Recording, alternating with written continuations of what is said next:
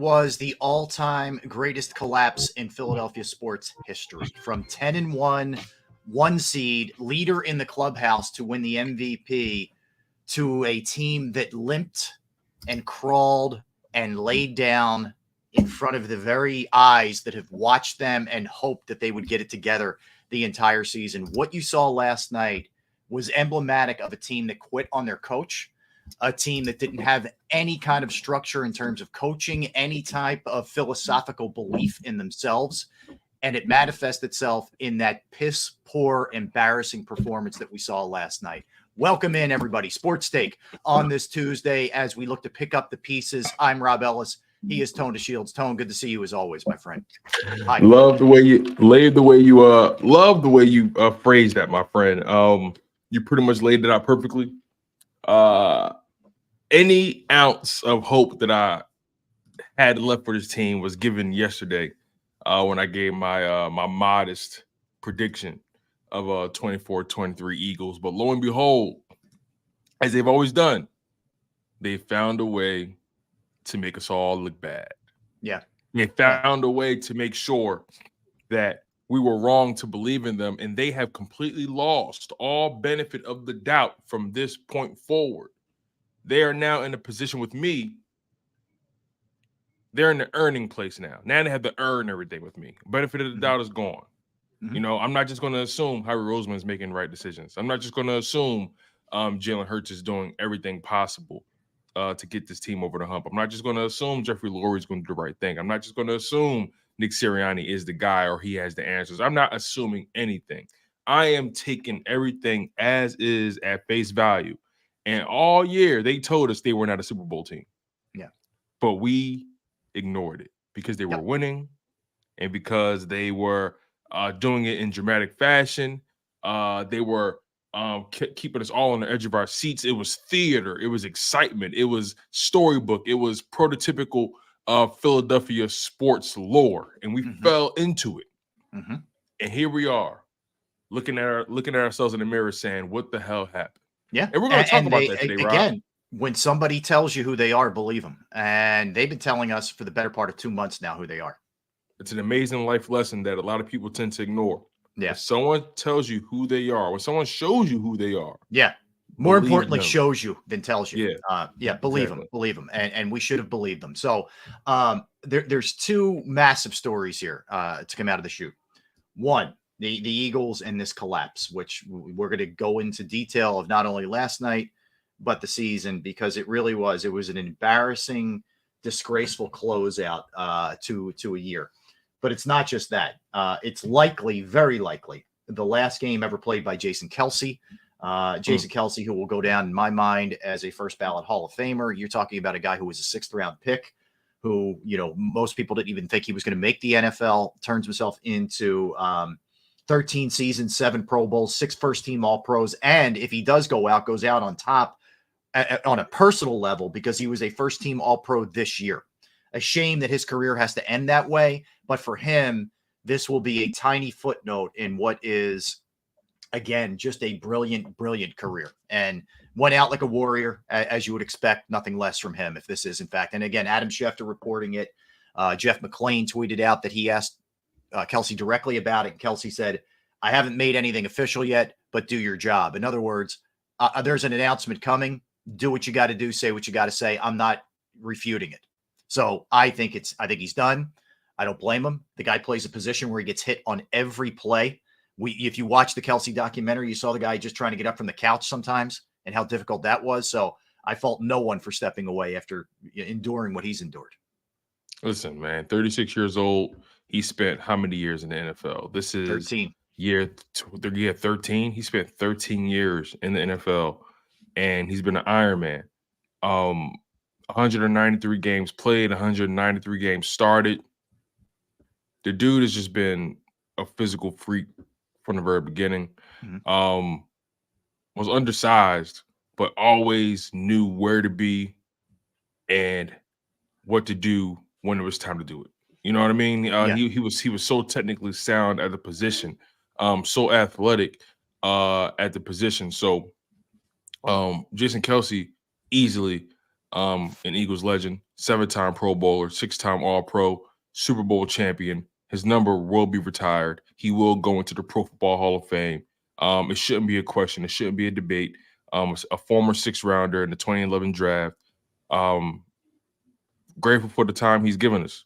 And, we actually are able to leave knowing that we did complete the ultimate goal. Yeah. We did. Right. I'm so Super glad the Bowl guy out got of it. one. Yeah, And I'm grateful that his time in the NFL wasn't wasted. Yeah, agreed. So again, if we get anything official on that, if we're hearing anything official on any move, because let me put it to you this way, Tone. I've been in the unless they got embarrassed, Sirianni comes back camp. Okay. They got embarrassed last night. Absolutely embarrassed. And they played horribly last night. And they played, especially in the second half when they got shut out 16-0. When that kind of thing happens and you start looking, I mean, your eyeballs told you last night, but when you start looking back at the utter confusion of the players, guys running into one another, at receivers being in the same spot, the inability again to handle a blitz, like that is coaching malpractice. And when that happens and you see Jeffrey Lurie in his suite with literal steam, coming off of the back of his neck, then no one's safe. No one should be. No. So nothing would surprise me. Let me put it to you that way. Nothing would surprise me today. Yeah, there were a few instances last night that showed me this team was done. There were moments in that game where I said to myself, wait, where the hell is Hassan Reddick? And coming to find out, if I'm not mistaken, I heard he got benched or something like that for not tackling. And then there was a point in the game where Bradbury was benched for a moment, and I guess it was for not tackling. Bradbury should have been benched. Bradbury should have been night was driven off in a bus somewhere. Last night was we were just back in the hearse in the parking lot, in the parking spot. That's all we were doing last night. Just watching the hearse back into the parking spot. We knew what was going to happen. We knew who the pallbearers were. We knew this thing was a foregone conclusion. Yeah. And they laid down. They laid down, and you said something to me that just signified everything. Guys running into each other, the route combinations. Guys are within 5 yards of each other, or on their route tree. Troy Aikman and Joe Buck were looking at that team last night, like, what are we doing here? They knew it going in. Aikman, it's very interesting. There's a real tell when you listen to the national guys, because they get a little bit different stuff than and this is not a knock at the local guys, but they're going to get a little bit of a different angle here. You knew going in that Aikman had watched film and saw how horrifically they were coached. And he's also probably had some conversations with certain people who have said, watch out for this. It's really bad. And he didn't hold back. He took him apart last night. He didn't hold back at all, and I appreciate it. There were moments where he said, this tackling performance is awful, probably the worst I've ever seen. Flat out. How can you be mad at that? That's exactly what's happening. Yeah. Right. He was truth telling last night. I'm seeing a disinterested Jalen Hurts on the sideline. He looked completely disinterested. Disinterested, just and sure, maybe I'm nitpicking because that's his face, no matter what the situation is, right? But last night, I don't know in particular, it just rubbed me the wrong way last night. How disinterested he looked, how defeated he looked, constantly shaking his head. Yeah. He looked like a player that wasn't being given the answers to the test. Yep. He looked like somebody that completely had no faith in what he was being told to do. Every drop back, damn near, he was getting blitzed. And there was a free blitzer almost every single time. And there was no adjustment made. There was nothing done to try to supplement that. You barely saw them in 12 or 13 personnel. You barely saw them do anything to try to limit the blitz. Jalen Hurts couldn't do anything last night. No. It was a miracle that he got the passing yards that he got. Yeah, if you looked at the numbers are misleading. They are. If you looked at the numbers, you think he had an okay game. He didn't have an okay game. He didn't play well. And again, no, he didn't play well at all. It's everything. It's coaching. It's him. And I'll go back to what we talked about yesterday. Okay, and I know, look, this goes way back when I was we talked about this, and I didn't think the Eagles would beat San Francisco, would beat Dallas. People got their feelings hurt because they want homers and they want cheerleaders and all that. But this has been happening for a while with this team, and it finally came to a head last night with a crash and burn.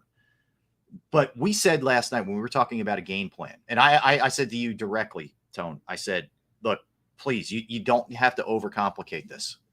You have a quarterback with a bad finger. I mean, you watch all that stuff that was going on in the pregame with the gloves and no gloves and gloves and no gloves, whatever. He's having problems with his finger. A.J. Brown's not playing. You can't handle a blitz. You ran all over them the last time you played them. You don't want your defense on the field because they stink. Every sign points to running the ball. How many times they ran the ball? 15 times for 41 yards. I think in the first half, they only ran the ball 5 times, 2 times on the first 2 times plays, in the very first 2 plays. and then 3 times on like the final 3 plays or whatever it was, or they sprinkled it in somehow. But yeah, it's funny. Troy Aikman even said in the broadcast, he said, yeah, in our pre-production meetings, when we spoke to these guys, they indicated, all indications were that they were going to, and I'm paraphrasing, but all indications led to them leaning on the run game in this matchup, knowing the circumstances that you so eloquently laid out. And Troy Aikman was like, yeah, they're not doing any of that. I was like, yo, this is crazy, man. Nick Sirianni has no answers. He will never have the answers. Do I believe Jalen Hurts is still the guy? Yes. Do I believe he will get to the level he's supposed to get to under Nick Sirianni? No. I don't believe Nick Sirianni is the coach for Jalen Hurts. They're like oil and water when you really think about their personality types. They don't fit. It seems like Jalen Hurts always has to be the adult in the room when Nick Sirianni is around. But overall, man, there's so much blame to go around for the way this team is. I can't just say, you know what, Jalen Hurts held this team back this year. I can't just say that.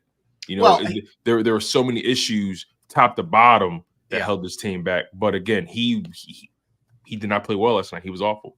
Well, here's the thing. The other interesting thing, Tone, is after the game. So I'll give you 2 examples.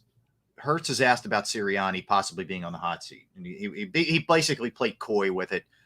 I didn't know that was a thing or something like that.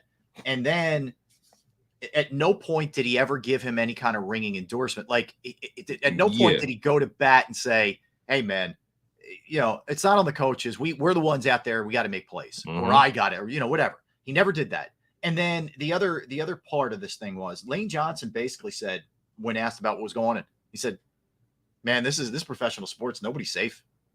Like you would think, and I know there were some guys, Hassan Reddick went to bat for him, etc. But when Jalen Hurts, the quarterback, is asked point blank, you would think he'd give you a little bit more than that. And he did. And he did. Which was telling. Listen, Jalen Hurts is very intentional. Very calculated. Very calculated, very meticulous. Yeah. Very manicured in what he says, how he says it, who he says it to. He's in full control of his narrative, his brand. He's in full control of how people perceive him, which I respect about him, right? Yeah. What he says is typically what he means, and what he doesn't say is typically what he means. So I say that to say Nick Sirianni is not coming back here because you invested $250 million into Jalen Hurts. That guy. That's the person that you invested all that money in. That's the person that you're leveraging the future of your franchise on. So therefore, that's the person you need to continue to make moves for and make sure that whatever you do, it benefits him directly. Yeah. Jalen Hurts knows Nick Sirianni is not the guy for him. And I think I think this front office needs to pay close attention to that and make their decision based off of that alone. He's not the guy to get him over the top. He's not the guy that has the answers. He can't even figure out what most high school coaches can figure out, and that's how to respond to a blitz.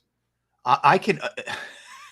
The only thing I can think, I'll just start with I'll get to we're going to get to everything, the offense and the defense, like we usually do get after the game. But let me just say this: we think Shane Steichen performed miracles this year with the Colts. What was that guy doing last year that made this look good? I mean, seriously, man. Like, holy crap. They look like the most unprepared football team I've ever seen. I wouldn't Like, be surprised if Shane. I wouldn't be surprised if Shane saw, was calling plays last year and looking at things like, okay, I'm gonna move this route here, and Yeah. like, I wouldn't be surprised if he was doing stuff tweaking on the fly to overcome the crap that went I on wouldn't be during the week. surprised. But man, I mean, honestly, Tone, I think about some of the bad teams that the Eagles have had, and I've seen a lot of bad teams, unfortunately, over the years. And I've seen a lot of like end of regime kind of stuff. Like it got ugly at the end with Andy. It got ugly at the end with Chip and Doug and all that. We've seen this stuff. This team looks less prepared than those teams. Yes. Those teams looked more ready to play, showed more heart. Like I'll give you like 2 plays last night on that disastrous safety that Jalen Hurts took, which is one of the worst football plays I have ever seen. It's one of the worst I have ever seen. He looks so fucking bad. 14, I'm sorry. Dude, they were on the 14. They were on the 14. How do you take a safety and you're on the 14? It's incredible. Okay, so that in and of itself, it tells you this guy's lost, they're lost. And by the way, it was only a 7-point game at that point. You realize that they were only down a touchdown at that point? There was a point where the defense actually got about maybe 2 or 3 stops in a row. Yeah. I'm not saying the defense I'm not saying they were perfect. They were not. They were awful. They were kind of keeping you in it at that point. There were moments in that second quarter where the defense was getting some stops, giving the offense some opportunities to get a lead or tie it up. And that's been the problem all year. Right. This Philadelphia Eagles team has been the opposite of what they needed to be this year. And that is opportunistic. They have not taken advantage of any opportunity that's been given to them by their teammates or by the opposition. They have not done that. They didn't take advantage of any opportunity, or let me put it this way. They didn't take advantage of any loss that the Cowboys gave them. They didn't take advantage of any time the defense would get a stop or 2 or 3 in a row, because the defense has been bad all year. But when they string some things together, God damn it, capitalize. I know. And you feel what I'm saying? No, and that's been the problem with this offense. I've been watching playoff football all weekend. I've seen the Green Bay Packers capitalize. I've seen the Houston Texans capitalize. You make a mistake, we're gonna make you pay. Period. I seen I seen the Lions, even the Rams in their loss, capitalize. Yeah. I seen the Buffalo Bills capitalize. Okay, you want to throw you want to throw a red zone interception? Okay, I'm scoring a touchdown off of that. You know what I'm saying? It's okay.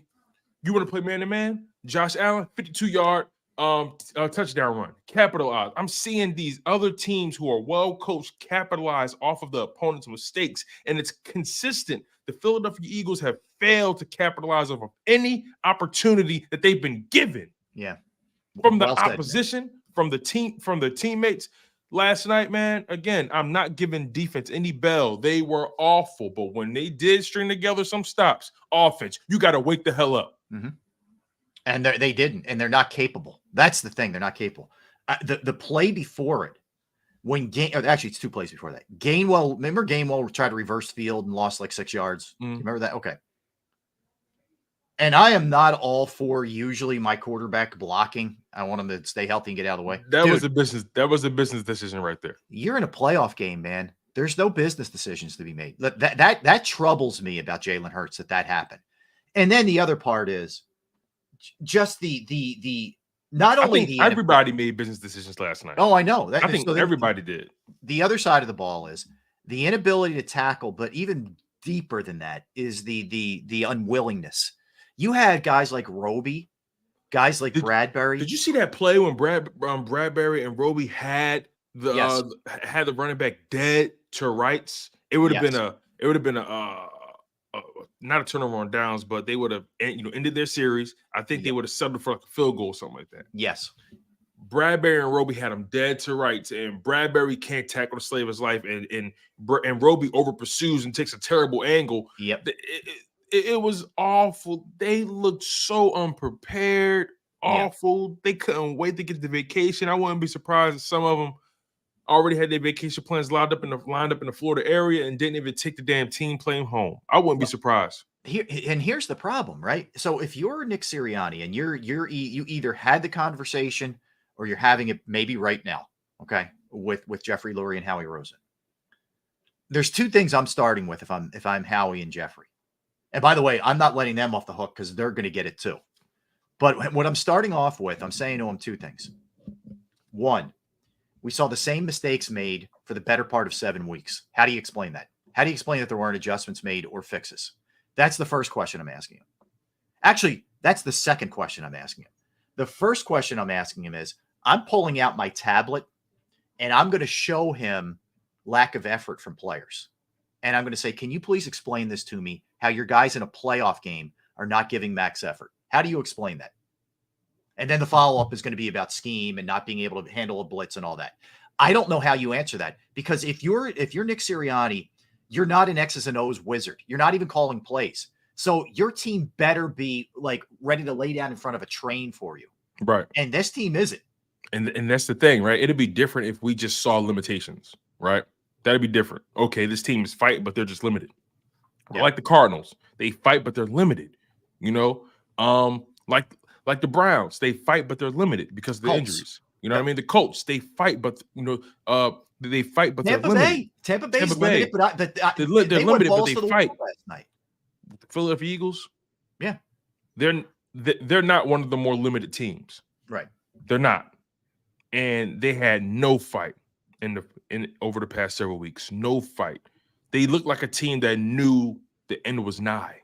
Mm-hmm. They knew that this coach could not get them over the promised land. They knew they had no answers. Correct. They checked out when that was the case. But also, there has to be a level of accountability. You guys get paid multi-million dollars. There's a level of accountability that has to be had. Do your freaking jobs. Yep. Yes, we all work under unsavory circumstances that we're not proud of or happy to be a part. Whatever it is, we all have circumstances that are not favorable at our workplace. We all have that. But we do our jobs and we show up, period. These players did not do that. And that, to me, is the ultimate indictment. They're not giving you their best. And also, even if you take the emotional and effort part out of it, you're not scheming them up. I mean, and one ties into the other, right? Like you just said. If the players a long time ago figured out these guys don't have the answers, you know how that is. Like you might be in a circus, and look, I think you have to pride yourself enough to be a pro to do your job every day, even when the circumstances aren't great. It's hard sometimes, right? It really is for all of us. But you go out there and give maximum effort. But there is also a mental toll that comes when you realize the people above you either don't have your back or don't know what they're doing. And there's a little part of you that sort of checks out to some degree, where you're like, dude, why am I pounding my head into the wall when I know there's not a solution here with these coaches, right? And I think that's absolutely what's happening with this Eagles team. I think you have players who, under normal circumstances, would give you, and I'm not making excuses for them, believe me, it's a disgrace that some guys didn't go all out last night. But I think there's a mental part that's like, I know this guy can't fix this. And we're just going to go out there and it's a fruitless effort. Right. Why sacrifice my body for, it's and look, it's easy for us to say, right? Because they are putting their bodies on the line. Let's make that very clear. They are. But this is the life that you chose. Correct. The life that you lead. Every circumstance is not going to be optimal. You decided to be a pro football player and put your body on the line, for the sake of glory and financial gain. Mm-hmm. Perfectly okay with it. Perfectly awesome. It's entertainment for me. I appreciate you guys for making that sacrifice. But also at the same time, dog, do your job. Yeah. Go out there, show up, give max effort at the very least. You know what I'm saying? They're paying you to do your job. That team had no soul last night. Mm-hmm. None. They decided to defer. Tampa Bay marched down the field. Right. They lucky they didn't get the touchdown. They're lucky. I'm like, okay, this Dude, game. He drops one in the bucket to Mike Evans, which he dropped. The ball was right on the money. They had so many drops last night. That score should have been in the 40s. Easily. Otten dropped at least 3, K. Otten. Mike Evans dropped at least 2, and 2 that were big hitters. Like 2 that were big, like 40, 50-yard types. They easily could have been in the 50s last night. And by the way, that's a team that scored 9 points the week before against Carolina. And that gives you everything you need to know, or tells you everything you need to know about this Eagles team. They gave the Buccaneers any and everything they wanted. Yeah. Everything. Explosive play after explosive play. Every touchdown that the Buccaneers scored was an explosive play. David Moore, 44-yard touchdown reception in the first quarter. Trey Palmer, 56-yard touchdown reception in the third quarter. Chris Godwin, 23-yard touchdown reception in the fourth quarter. They were dicing them, killing them, doubt. had no answer. and was abusing our linebackers. Yeah. Baker Mayfield, had scrubbed up, had the whole thing on. He was performing surgery on them. He was doing whatever he wanted to do on them. It didn't matter. It didn't matter what you threw at him. Yeah, and Todd Bowles basically said, you know what, guys, we don't need to get too deep into this game plan. You know what we're going to do? We're going to blitz them. We're going to blitz them. We're going to blitz them, and we're going to blitz them. Todd Bowles looked so relaxed. Yeah, Todd Bowles was thinking about where he's going to get a late dinner somewhere, and where he looked so relaxed on that sideline. Nick Sirianni just looked like a guy that's like, just It was like a slow motion car wreck last night for Nick, and for Todd Bowles, he was on an island somewhere. Like, woo, all right. I know what it looks like when someone doesn't have the answers. I know what that looks like. Yeah. I also know what it looks like when someone knows they're being led astray. Yes. I know what that person looks like. That's the look I saw on that team last night. They looked like they were being led astray. You want here's another great line from Lane, right? He says, sometimes you go out there and bleep around and find out, and we found out. That sums it up. Bleep around and find out, and guess who found out? You found out. And I think some of the vets, I think guys like Kelsey and Lane Johnson and Fletcher Cox and even Brandon Graham were trying to tell these dudes, like, we keep going down this road, man. It's going to be over. I hope you guys realize that. And I don't know, man. There's a disconnect somewhere too. The other thing is, they went heavy on the Georgia guys, and it looks like there's no doubt Jalen Carter can play. We'll see about Jordan Davis. We'll see about Nolan Smith. We'll see about Nakobe Dean. I have my doubts about all of them, but we'll see. But the one thing is, those guys are very accustomed to winning and didn't go through a lot of downtimes in college, right? So I do wonder, like, was there something when it started going sideways they couldn't handle? I do wonder about that. I don't know.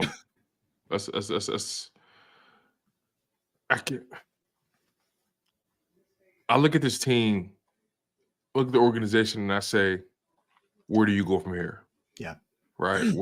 Where's the silver lining? Where's the bright spot? Right. Where's something to build off of? I'm not seeing anything from this season that we can say that we can build off of. Yeah. I don't see it. And Jalen Hurts, he has to get back in the lab. Yeah. He is far from a finished product. He is far from living up to that $250 million contract. Now, granted, this year the money didn't kick in. It kicks in, I believe, March of this year. But he has to do better. He has to be better, has to do better, has to come in more prepared, more aware of how teams are going to attack his weaknesses. He needs to spend the whole offseason locking in on his weaknesses. Yeah. Clearly, it's the blitz. The Philadelphia Eagles were the most blitzed team in the NFL for good reason, because people know their offense sucks and they have no answers for anything. Correct. Period. They're poorly coached. Jalen Hurts has to get back into the lab. He is not blameless in this whole situation. But the turnovers, with the inability to respond to the blitz, and you could probably split that between coaches and him, but still an inability to find an open guy when there is a open guy, forcing things downfield. Yeah. He had a bad season. He had a bad season, and I think we should be able to say that, and people should be able to be honest with themselves. Jalen Hurts had a bad season. He did, flat out. And I'm a Jalen Hurts, and I'm a Jalen Hurts guy. I think I give Jalen Hurts a lot of grace most of the time. He had a bad season, had a terrible game. He has to get back into the lab. He has to take ownership of everything, and he has to come in next season being a better leader, because he's the franchise quarterback, and he has to be able to lead this team, out of dark times, even if the coach is unable to. At the very least, they need to be able to believe in you. And I see that team; they don't believe in anything right now. They're listless. No, you're right, Tone. And here's the thing. Nobody's above reproach. Meaning, when you fall apart the way that they did, every single guy, and when I say everybody, I mean every player, every coach, every front office, Jeffrey Lurie, everybody's on notice, man. I mean, think about this. You couldn't handle a blitz. We all universally say Jeff Stoutland is the best offensive line coach in football, and like leave it alone, like that's it, right? He didn't seem to have any answers for a blitz. Jalen didn't have any answers. Brian Johnson didn't have any answers. Nick didn't have any answers. Offensive couldn't block it up. If you go back and watch, do yourself a favor. Not you, I know you did, Tone, but if you get some time, folks, check out Baldy's breakdowns. Oh yeah, that was hard to watch. It's a masterclass, even though it's painful to watch. You see the blitz coming, and what happens when there's a blitz? And the Eagles actually beat it one time early in the game. There was a safety blitz, and they beat it. But there's got to be a hot read. There's got to be short routes. The ball's got to come out quick, obviously. What you see oftentimes with the Eagles, again, and this is like when you're looking at the all-22, which is the eye in the sky look, when you're seeing everything. It's slow developing, deep routes. It's the opposite of how you coach up blitz beaters. There was a moment where they were 3rd and 2, and their response was to throw it deep. You needed 2 yards. Yes. How about 4th and 5? You take a shot at the end zone late rather than trying to get the 5 yards. Everything is, we got to get a chunk play. We got to get a chunk play. We got to get big plays. It's like they're going to do what they're going to do no matter what is staring them in the face. It doesn't matter. This coaching staff is stubborn. It's stubborn. Like Nick Sirianni tried to say to us last week, I think, Jalen Hurts, he has complete autonomy at the offensive line. I don't know how much I believe that. Right. I don't know how much I believe that. Because if he does have the autonomy that you say, he ain't seeing it either. Right. And now we got a bigger problem on our hands. Well, he's not. I mean, he's clearly lost when it comes to the blitz. Like, he's lost in the sauce. Tone, he's backpedaling. He's on his back foot. He's throwing punts up there. I mean, he's just gone. Yeah, he's fading out of his throws. Yeah. Like, it's just. I'm telling you, man, job number one, whomever is here, is to fix him. Because you don't fix that, you're not going anywhere. Right. And here's the thing, right? This is a saga. This is a career arc that we're a part of. And we know what fans got to realize, and even myself, I got to always put it in perspective. This isn't something that's just ending, right? This is a journey. And, when you invest in a guy, you're investing in his journey, you're investing in his development, you're investing in the path. All the, you take the good, you take the good with the bad, and vice versa. Yeah. Jalen Hurts is 25 years old, or 24, whatever it is. Young guy. 25, I think, but whatever. Still a young guy who still has a lot to learn in this NFL, a lot. And do I think Jalen Hurts is capable of taking his game to the next level? Yes, but I think it only can be achieved if he aligns himself with the right leadership, with the right tutelage. And I don't think Nick Sirianni is that guy. I don't. Let's really think about this, because I think somebody brought it up last night. I think it was our guy Seth Joyner or Bill Colarulo. I can't remember who brought it up last night. But who have they developed on offense? Yeah. Like over the past few years, 5 years, or whatever, let's just say that. Who have they really developed, period? Who have they developed? Devontae Smith came into the league already ready-made. He won a Heisman. He was ready-made. That draft pick took no thought. A.J. Brown came here as an established. A.J. Brown, you traded for him. He was established. Yep. In the past few years, let's think. Jalen Carter, he came in pretty much ready-made. With his own skill set.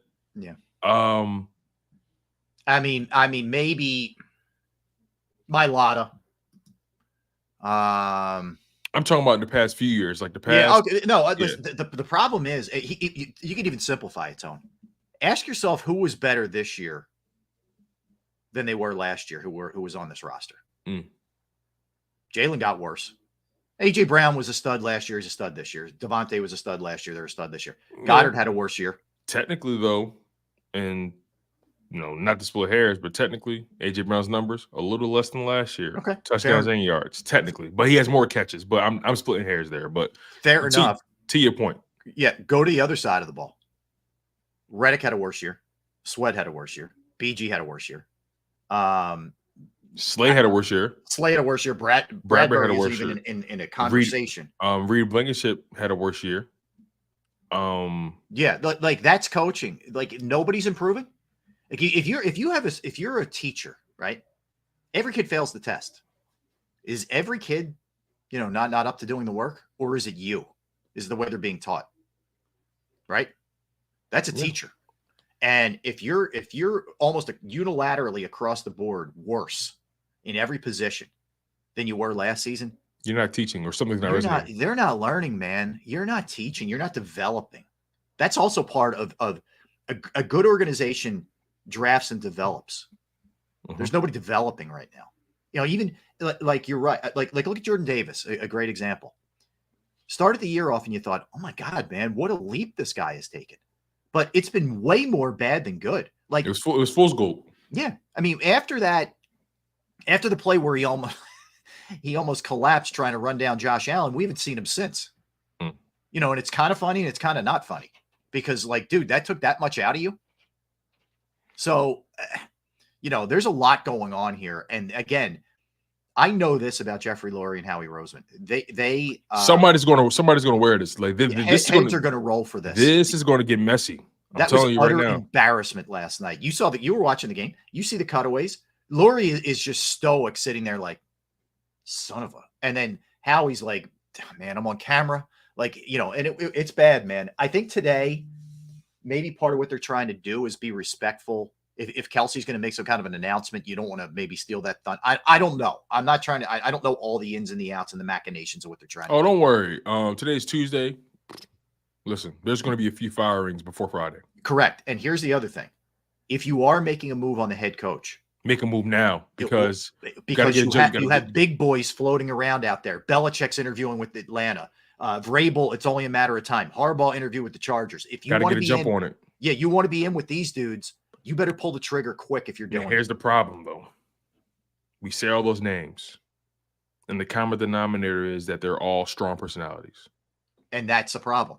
What will Jeffrey Lurie do between now and then to show us that he's, you know, they're willing to revisit their philosophy? They're going to have to make some major. This isn't just a roster retooling or rebuild. This is a front office retooling because they have to completely shift how they've been doing things. I wouldn't be surprised if Jeffrey Lurie, they were embarrassed last night. I wouldn't be surprised if Jeffrey Lurie begins to slowly peel some power away from Howie and bring in a stronger personality, you know, as some form of checks and balances. Because Jeffrey Lurie, this is your franchise, right? Yeah. You had this franchise before Howie Roseman, and and I'm pretty sure it's gonna be in the family after Howie Roseman. So just because he has had these blips of success doesn't mean he's above reproach. Doesn't mean his process shouldn't be vetted anymore. Everybody needs to be evaluated with a fine-tooth comb. Howie Roseman does not deserve the amount of power he's been given. That front office, from an analytics perspective, does not deserve the amount of power that they've been given. They need a real football guy in the building to really act as some checks and balances. Do we think that can happen? It's a possibility. We've seen Jeffrey Lurie pivot before. Is it a guarantee? Hell no. So now we have to really wait and see how this thing pans out, because the last thing we need is another puppet like Nick Sirianni. Keep this in mind, though. Everything he just said is dead on. Keep this in mind. Jeffrey Lurie has never hired a head coach who had previous head coaching experience in the NFL. That's a fact. Never has. Think about this. You go back. Ray Rhodes didn't. Andy Reid didn't. Chip Kelly didn't. Doug Peterson didn't. And Nick Sirianni didn't. That's a good point. That's a good point. So while we're all, I think, hopeful if Nick is out that it's going to be one of these guys, you know, one of the big name guys, they generally want somebody in here, Tone, frankly, who they can control. You're not controlling Belichick. You're not controlling Jim Harbaugh. Jim Harbaugh will just stay at Michigan let alone have somebody control him in the NFL. You're not going to control Vrabel. I think Vrabel would work with you, but you're not, like, these aren't guys who are just going to say, oh, you think we should just throw every single time? Okay. And you have to find a guy. And you have to find a guy that's willing and able to coach your quarterback. Correct. That's gonna be another thing. So they have some things. They have some boxes that they need to check. But overall, you said something very key. They haven't hired a guy with experience before in the past. So what makes us think they're going to do it now? That's the pessimist side of me. Correct. The optimist side of me says, well, you know, things have been so bad, they have no choice but to look in the mirror and reevaluate some things. I feel like that's the natural thing to do, regardless of who the person is. Yeah. But again, people with power are people with egos. Yeah. And we'll see how this thing pans out overall. All right, let's get a quickie in, but we're going to continue the dissection here of what's going on. We'll get a little bit more specific into the offensive side of this thing when we get back. We'll get into the defense, and then we're going to again continue to look at big picture questions here with this team. And again, if we get any word on anything that's coming down, whether it's Kelsey related, whether it's something else, we will pass that along to you. So we got a lot to do between now and 2, that's for sure. Tone DeShields, Rob Ellis, Sports Take. All right, let's talk about Bravo Pizza of Havertown. Been going there since I was a kid. They've been family owned since 1985. You got Alex and the crew in there just crushing it every single day with the best variety you could possibly have. 20 different styles of pizza, specialized pizza, however you want it, they will make it for you. Slices to go, not just pizza. If you're up for pasta, sandwiches, wraps, wings, salads, they have it all. Bravo Pizza of Havertown is also committed to the community. They have fundraisers for charity, schools, little leagues, where the proceeds go to those organizations. You could follow them at the Bravo Pizza of for more information on Instagram and Facebook, daily specials, promotions. It's all there. They're at 1305 Westchester Pike, Manoa Shopping Center in Havertown, Pennsylvania. That's 1305 Westchester Pike, Manoa Shopping Center in Havertown. Give them a call right now, 610-446-3810, 610-446-3810. Bravo Pizza of Havertown.